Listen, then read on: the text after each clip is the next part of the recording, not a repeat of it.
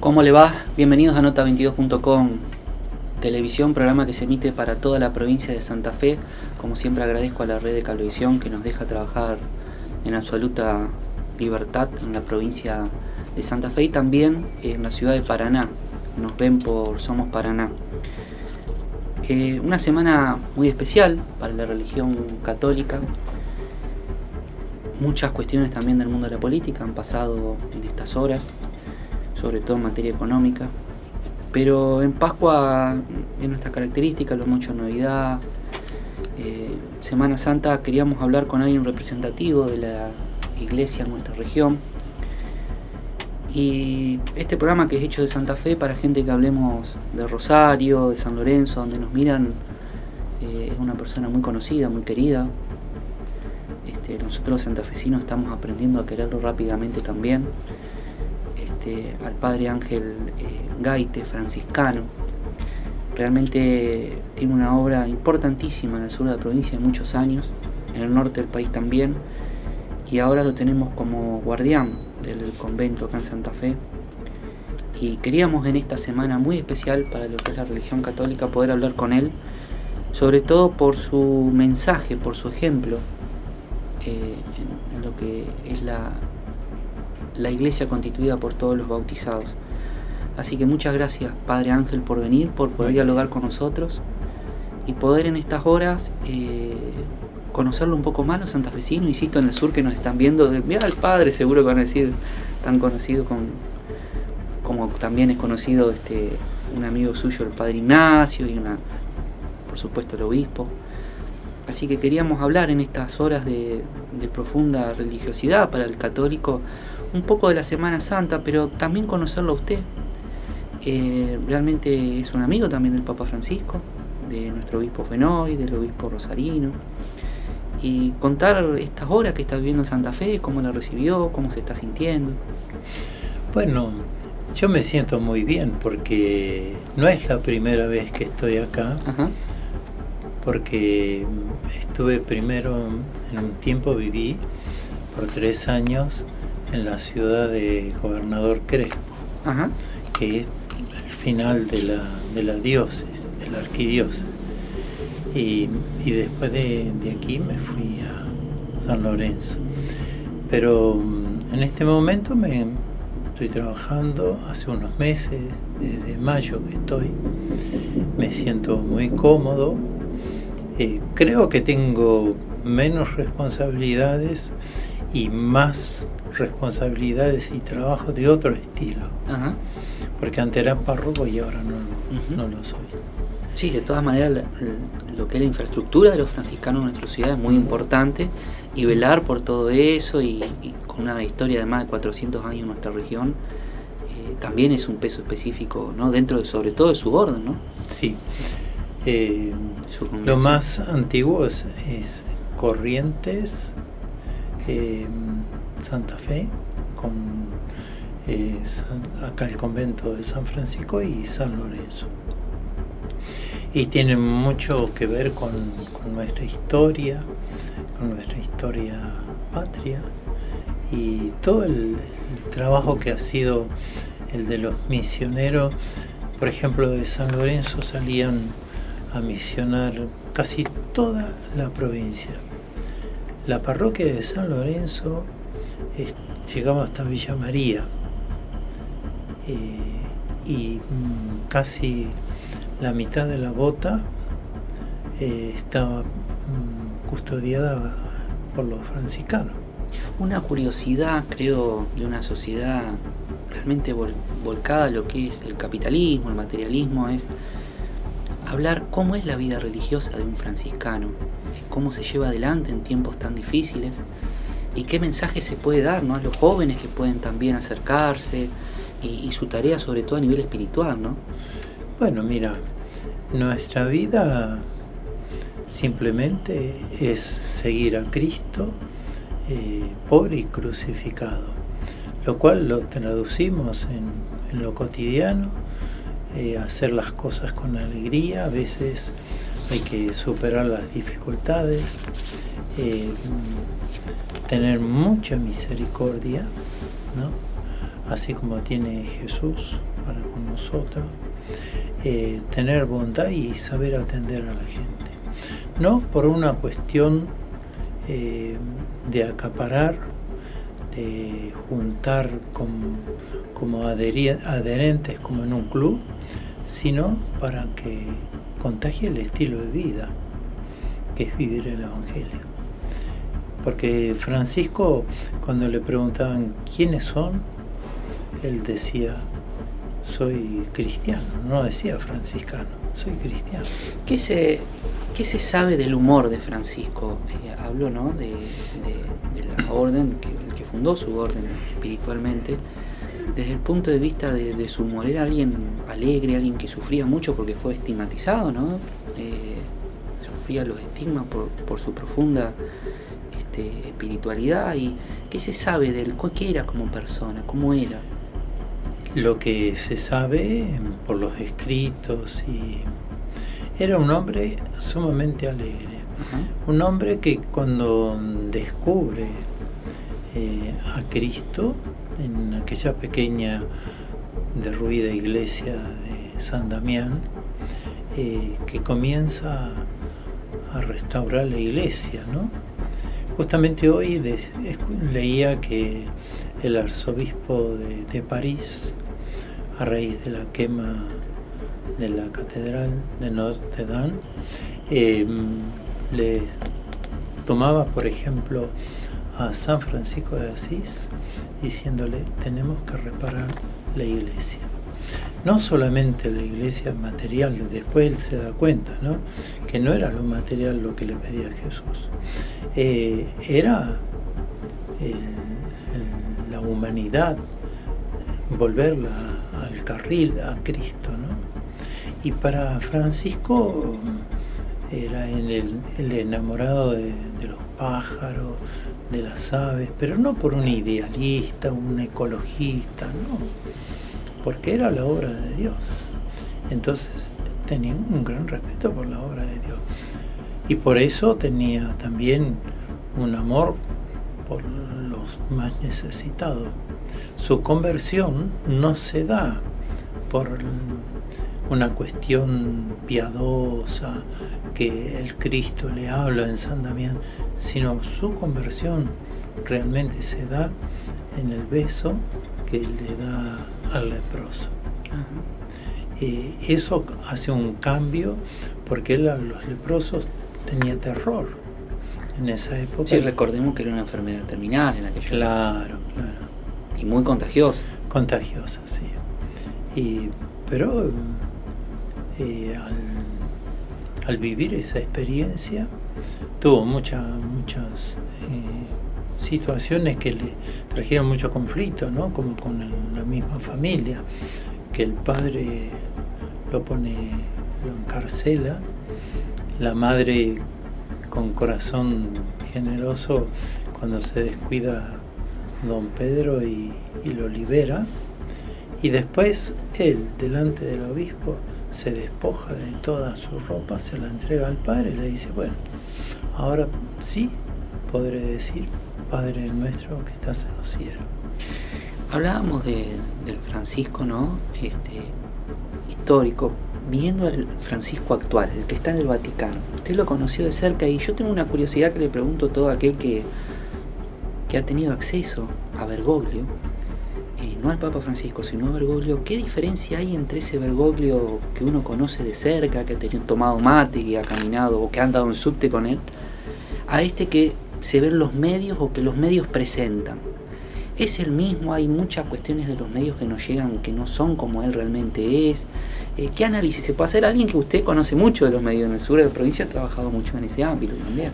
Yo creo que al pobre Francisco lo están fustigando y castigando más de lo que él se merece. Pero toda persona tiene que asumir esto, porque todos corremos la misma situación.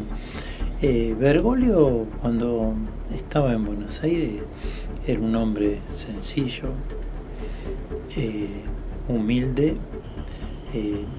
Yo estuve de delegado pontificio en el Congreso Eucarístico de Corrientes, y él se hospedaba en el mismo piso que yo me hospedaba, y por ahí se nos perdía. Y me decía el nuncio apostólico: ¿dónde andará Mario? ¿Dónde está? Está durmiendo. Él a las 9 de la noche se acostaba, pero a las 4 comenzaba su oración y su tarea. O sea que hay alguna cuestión que tiene que ver, como nosotros vemos a través de los medios internacionales, nuestros propios medios, a Francisco, que como realmente es él. ¿Usted nota que hay una diferencia? Sí, tal vez no se notaba tanto acá. Acá era cargarle las espaldas con cosas y malintencionadas. Recordemos que cuando un papa elegido, según tengo entendido, elige su nombre. Dicen cómo te vas a llamar o cómo te vamos a nombrar, y él elige su nombre, ¿no? ¿Qué sintió cuando dijo, o qué sintieron los franciscanos cuando dijo: mi nombre va a ser Francisco? Mira, Monseñor, no me estoy acordando, ya me va a salir el nombre, el cardenal Humes, que estuvo en la elección última, estaba al lado de... ¿Cuando dijo el nombre? No, estaba al lado del cardenal en la elección. Ajá. Y a medida que van sumando los números, el cardenal Humes se acerca a Bergoglio y le dice: no te olvides de los pobres. Y cuando eso se lo escuchó, fue como un mensaje. Empezó a tener como una visión de... Eso me lo contaba en Roma el cardenal Humes. Mira qué interesante lo que está contando. Algo de conocernos un poco. Y empezó a pensar, cuando el Papa Honorio III ve a un joven que sostiene la iglesia de Letrán que se está cayendo. Y entonces en ese sueño él recurre a Francisco, lo manda a llamar y le aprueba la regla, ¿no? Porque lo ve como un hombre santo y un hombre que va a hacer una buena podía tarea. Desarrollar la obra. Y entonces Francisco dijo: acá está mi nombre también. Y cuando dijo, o sea que lo decidió en ese mismo momento, minutos antes del humo blanco, digamos. Ni se dio cuenta que ya estaba elegido. Y lo que sí es que tomó esa decisión sin tanto inspirado por la acción del Espíritu. Y algo interesante es que el cardenal Humes dice: bueno, no te separes de mí, ya que te jugaste conmigo, sosteneme, ¿no? Y cuando fue a revestirse la sotana blanca, dijo: los zapatos colorados no, continúo con los míos, porque yo prefiero los zapatos míos a los zapatos principescos. No los quiero, no los quiere. Al día de hoy se lo ve con los zapatos negros, mocasinos, sí, que se lo hacen en Buenos Aires. Sí, que son medio especiales porque tienen unos problemas. Sí, porque tiene problemas de artrosis. Claro. Y además una cuestión que el pantalón siempre ha sido blanco, el de los papas, y él no, como lo usa cualquier cura, color negro. Bueno, donde él pernota, digamos, no duerme en un lugar distinto, sino donde van los obispos. Sí. Y después le querían poner el pectoral de oro, qué sé yo, tantas cosas que había en el boato principesco, y él dijo no, la sotana. Y hizo honor al nombre Francisco, que había adoptado. Y lo primero que hizo fue a Santa María de los, ¿cómo se llama?, a la Basílica de Santa María, en Roma, porque siempre va a esa basílica, y después a Asís, que fue donde le fue a compartí con los frailes. ¿Cómo se puede hablar de una vida religiosa en los tiempos actuales? Le pregunto esto, a mí me interesa mucho el tema de los jóvenes. Usted tiene un perfil que llega a los jóvenes, uno se da cuenta. ¿Qué se puede hablar de la vida espiritual y los jóvenes? Porque parece por ahí disociado eso. Es como que no tiene que ver una cosa con la otra. Yo creo que a los jóvenes hay que cambiar de mentalidad. Nosotros tenemos que cambiar, no las raíces, no la buena noticia, pero cambiar de mentalidad. A un joven, bueno, le puedes pedir que haga lo que nosotros hacemos acostumbrados de antes del concilio. Tenés que escucharlo, acompañarlo. Sabés que hay veces que se va a ir y va a volver siempre. Yo trabajé 20 años en San Francisco Solano, en Rosario, y era una constante. Y hoy, después de tantos años de haber trabajado allí, ellos tienen como referente a mí. Casualmente los otros días yo voy seguido a Rosario porque tengo la capellanía de la fuerza y entonces no me dejan salir, ¿no? Y fue el señor que me fue a buscar el ticket de la casilla de los estacionamientos y dice: para un momento. Digo, ¿yo qué pasará? Ángel sentí. Y bueno, esas cosas que no puedo, en Rosario se matan de risa conmigo porque sí, es una persona cercana. Una hora y a un lado y tengo que salir una hora antes. Yo no sé, a veces la cámara y atravesar el cristal, como se dice, no es fácil. Creo que el padre lo atraviesa.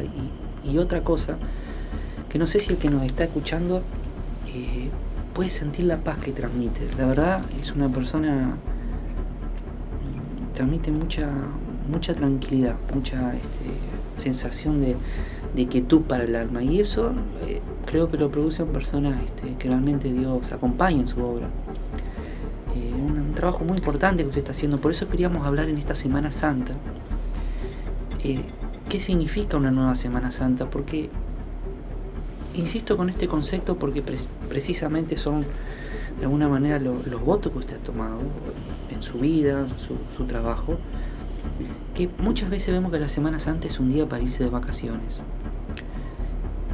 y no es un poco lo que significa la Semana Santa para el que medianamente practica su religión, en este caso la católica. ¿Cómo se puede rever eso desde digamos, la parte pastoral, si se puede decir así? Yo creo que las vacaciones o el tema del receso, podés tomar toda tu familia, te podés ir a un lugar tranquilo, pero no para hacer unas vacaciones como se hacen habitualmente, sino para poder compartir la familia, compartir con los jóvenes, compartir tu fe, rezar juntos,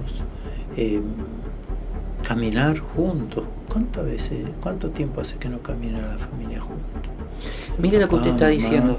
Eso de vivir en familia, de compartir, es de alguna manera expresar religiosidad. Sí. Porque cuando vas al altar, cuando vas a la misa, no vas a un mostrador donde te despachan cosas. Uh-huh. Te vas a encontrar con Dios.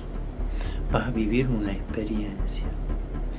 Y con la familia también vas a juntarte en torno a la mesa y está la presencia de Dios.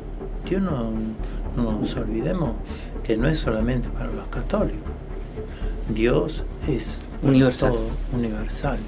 Y lo encontrás tanto en la mesa del pobre o en la mesa del poderoso que lo tiene arrinconado a lo mejor, pero está. En esta Pascua también me gustaría hablar con usted sobre una cuestión que me parece que hay un reverdecer en algunos sectores que tiene que ver con lo indispensable de la oración. ¿Y por qué es indispensable? ¿Qué mejor para explicarlo a usted, padre, que conoce tanto, por lo menos la manera de guiar a los seres humanos, ¿no? a cualquiera en ese sendero, ¿no? Yo creo que la cuestión de la oración no hay que atarse a fórmulas. Ajá. ¿Cómo sería eso? O sea, repetir como loro. Como loro. Que habitualmente las personas mayores muchas veces repiten, se van y siguen igual. No hay un cambio, no ha habido un encuentro. La pregunta sería, ¿cuál sería la manera correcta de orar? Es abrir el corazón, tener una experiencia de Dios.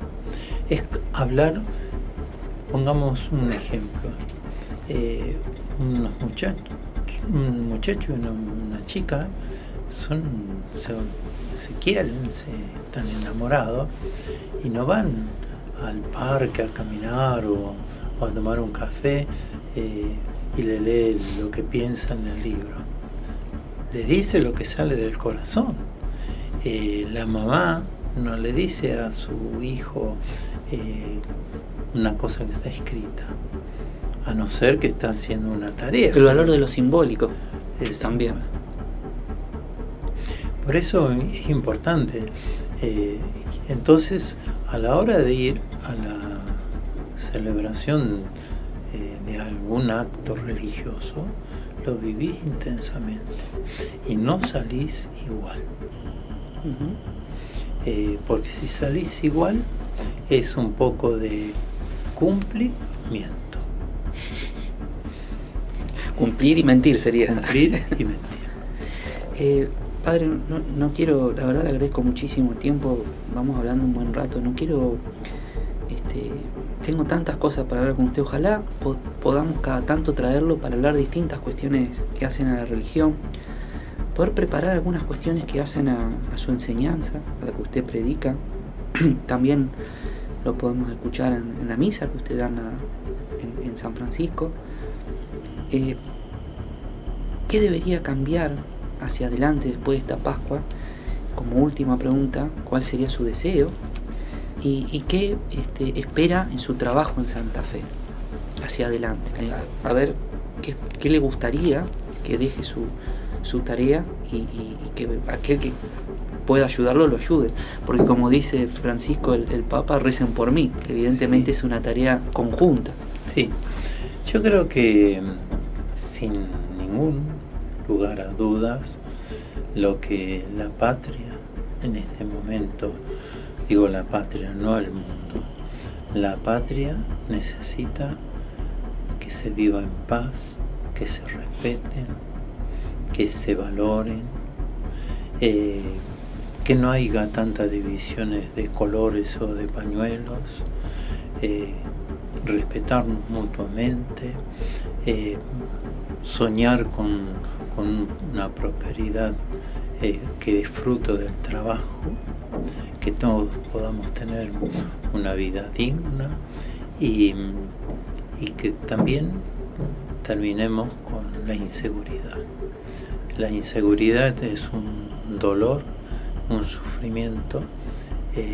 Justamente una persona que trabaja en la fuerza fue apuñalado antes de ayer y digo yo, todo por robar a lo mejor un celular o un